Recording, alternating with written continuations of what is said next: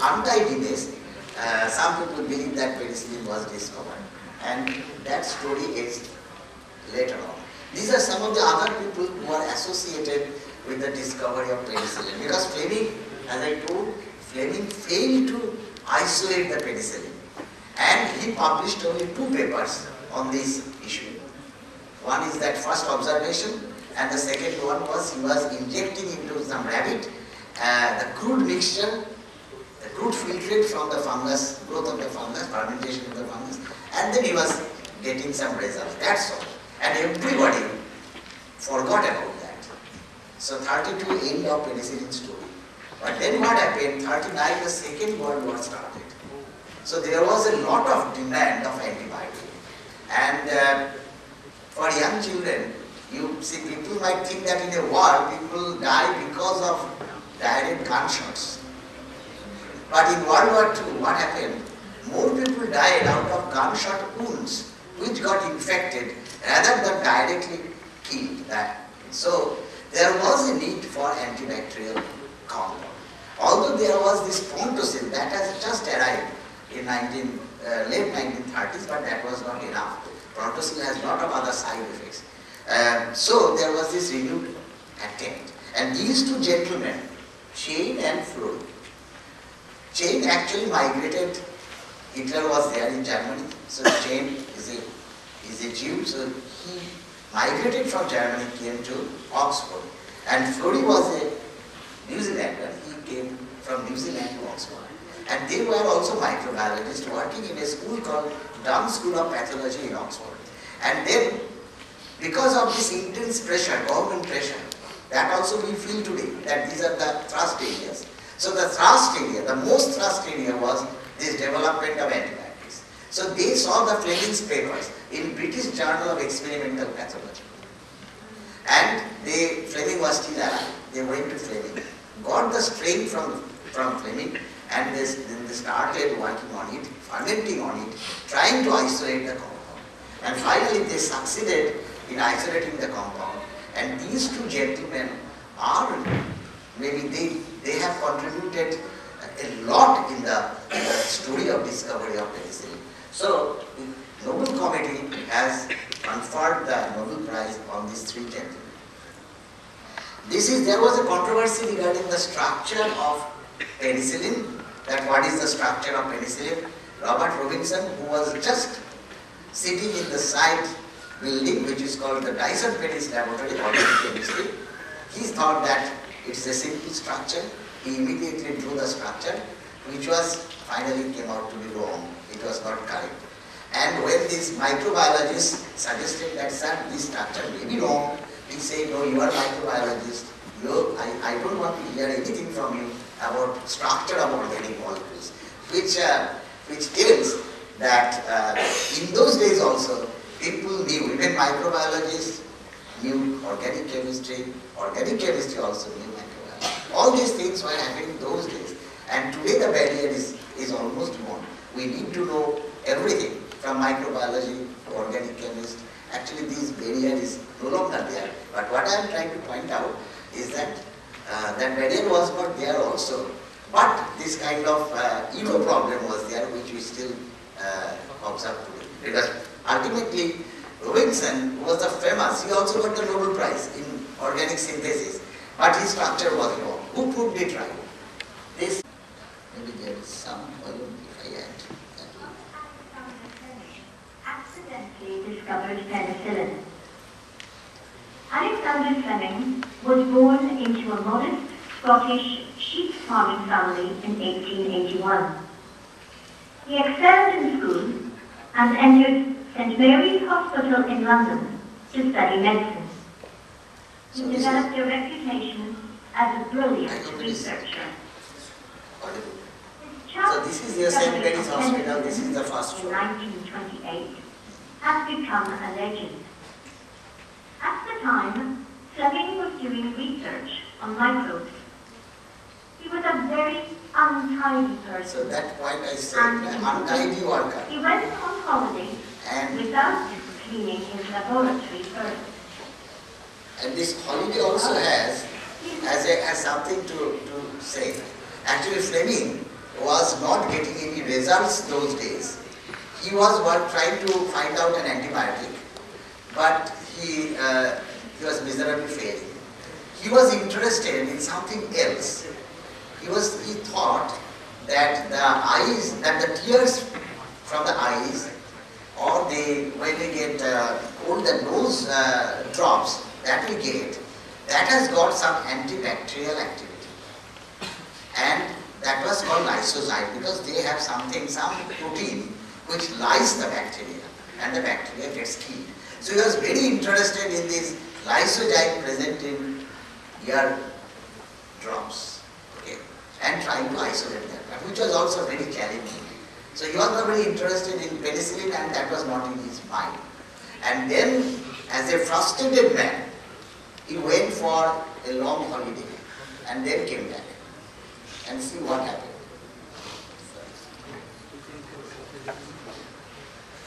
Best placed the bacteria culture in the laboratory next to an open window. And This is his lab. So, very untidy. Hot summer week.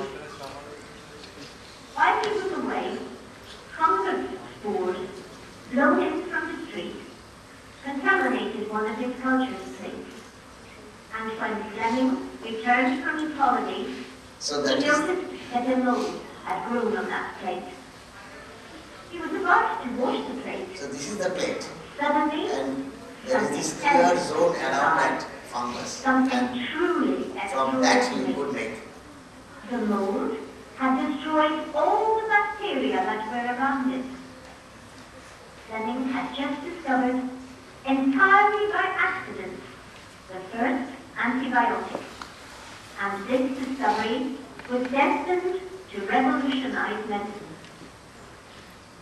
Fleming immediately realized the importance of this antibacterial substance.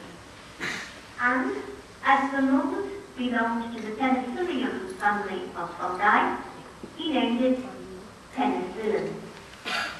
He investigated the effects of penicillin on the bacteria causing pneumonia, syphilis, meningitis, diphtheria, gangrene, and other deadly infections. So although he showed this, but this was not in the market. He found the activity against this little attention was paid to the article. Moreover, his penicillin experiments encountered serious How much time I had? because it was difficult to mass produce penicillin. Almost over. So I will stop this here. Maybe just, so that is about penicillin. Fleming.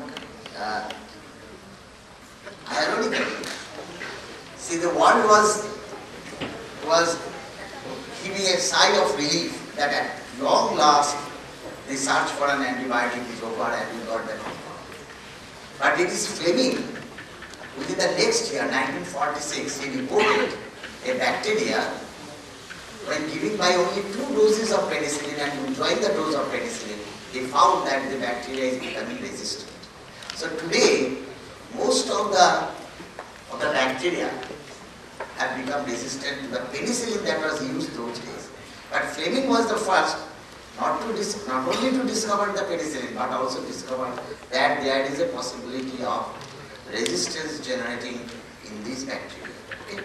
He has such a beautiful immense mind he had. Okay? Now I will talk about one more story and then I will stop. Okay? Now this is we know the disease of heart attack, thrombosis and all this, and that is due to the people suffering from hypertension, high blood sugar, high cholesterol, all these things. And the reason is that there is formation of some blood clot somewhere, and then the clot dislodges from that location, and then either it blocks the heart or the lung or the brain, and that gives rise to ultimately the death. Now there are many people who take compounds which are called anticoagulants, because the clots are basically forms out of coagulation of blood. Like when we get a cut, ultimately the blood coming out is stopped, and then that is due to formation of some dark matter which is called a clot. Okay, so blood clotting is a natural process. However, it requires certain things. Like it requires calcium, it requires a vitamin which is called vitamin K. You must be knowing that. Now, if there is a compound which prohibits vitamin K to act, then that compound will be called an anticoagulant. Okay. Now, this anticoagulant has become a multi-million-dollar industry because many of these people, especially the older generation, they are taking these drugs, which are called anticoagulants. Now, how this anticoagulant was discovered? It is a very interesting story. See, in North America and Canada, during the time of Great Depression, see this again, these 30s, when this Nobel Prize, we are talking about Raman effect, we are talking about discovery of penicillin, thrombocytin, etc. The world was suffering from what is called Great Depression. There is a financial depression. The whole finance has crumbled at that time. So in North America, what happened earlier, the farmers were very rich and they were feeding the cow with fresh grass, fresh leaves, all these things. But as they have become poor, so they were using old leaves from different plants which are already wet, which are already moldy, fungus has grown on them, but because they didn't have money, so they were feeding these cows. So what happened, a farmer one day lost 150 cows. They all died. And he was so upset, he took one cow and with the feeder, he was actually feeding the cow with something which is called sweet clover plant. But it was very old, moldy and wet. So he took that, went to the chemistry department of which university? That was, sorry, Wisconsin. University of Wisconsin chemistry department. He took the whole cow and along with whatever the product that what was given, went to the chemistry department and said, here is your problem. I don't want to listen to anything. You find out why my cow is dying. And then the chemist first dissected the cow and found that the cow had severe anemia. That means it has lost most of the blood. And then they found that there was a compound in that moldy sweet clover plant which was called the dicoverol. See, the dicoverol stops the vitamin K from working because vitamin K, if it does not work, the clot will not form. And that is the start of the history of development of antibiotics. So dicoverol was formed, but the beautiful thing in that country is that the alumni came forward, that Wisconsin alumni, and then they gave a lot of money to develop better anticoagulant. And today we have this compound which is called warfarin. Actually, the warfarin was this Wisconsin W and alumni and R. War. Yeah, this is the last one. So that is the sound you get when you put the stethoscope. You generally don't do that, doctors do that. But this is the typical sound. Is thrombosis. Thrombosis happens when a clot forms inside an artery or vein, obstructing the flow of blood. When the clot blocks one of the main arteries in the heart, it causes a heart attack. If a clot forms in a deep vein in the neck, which can happen when a patient is what is called deep vein thrombosis. And the clot can form here also. And the danger is that the clot will dislodge and travel to the lungs, causing a pulmonary embolism. Sometimes a clot gets lodged in the brain, starving the tissue of oxygen and causing a stroke. So this is the brain. For half a century, doctors have been using a drug called warfarin to try to prevent thrombosis. So if you give warfarin, Warfarin is this an clot will not be formed. It's popularly known as a blood thinner, but in fact it doesn't affect the thickness or viscosity of blood. And a new terminology now, blood thinner. These are also called blood thinner because actually the brain is little misnomer. And for 50 years, don't dilute the blood. What they do is the clots don't appear. In the cattle ranches of North America. So these are all stories. That is the original picture. The cows are dying, all these things. I think and sometimes spontaneously. This was Depression era, and to save money, farmers were feeding their cattle spoiled hay made from sweet clover. This is the plant. It turned out that something in the sweet clover warfarin is a more potent form of dicumarol. And So first is the dicumarol, then came the warfarin. But when a US Army recruit tried and failed, again there is one important person who was sent doctors by realized warfarin, and that is poison. none other than the American president One Eisenhower. was US President Eisenhower. Eisenhower was given his his warfarin in the when he had Western a world migraine. today, warfarin is a commonly prescribed drug, So anyway, and you probably now know there is a who takes it. combination of warfarin. There is a combination of warfarin and your aspirin. That combination is available. That is called Coumadin, and one of the largest selling drug in US for the patients who are prone to heart attack. So I think what I used to say that ultimately you can feel these molecules are the ones which have changed our direction of research in medical science. Okay? If I had time, I could have gone beyond other things.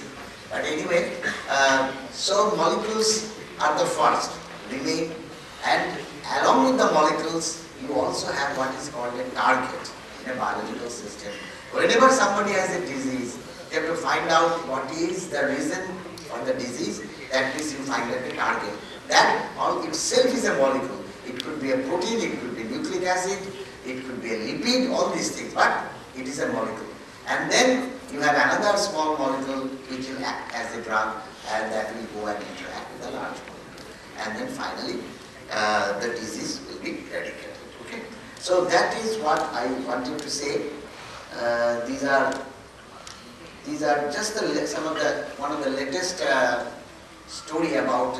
You know that in last year, the Nobel Prize was given in chemistry for, anybody knows? For what work? I don't want the name of the person. The Nobel Prize was given for the discovery of, for DNA repair. Okay, good. And that is in chemistry. And the Nobel Prize in physiology was given on some natural products. Okay? One is this artemisinin, which was the anti-malarial compound, and another was ivermectin, which is an anti-parasitic compound.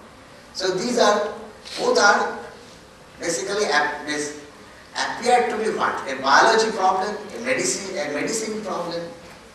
So people were asked, where is chemistry?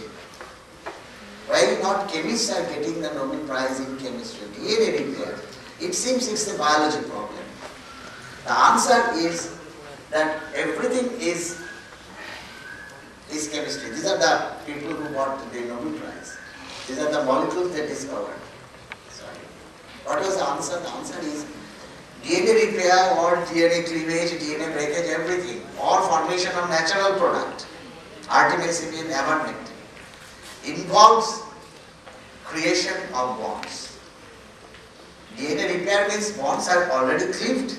You have to again recreate some of the new bonds to replace, to correct the system.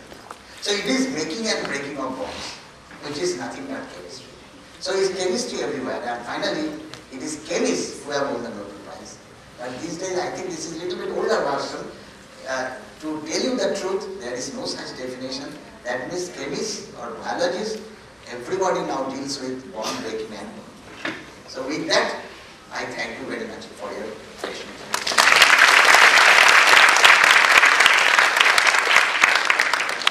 Thank you, Professor Bosak, for taking us through a guided tour of what are the fascinating molecules in chemistry is really changing our life.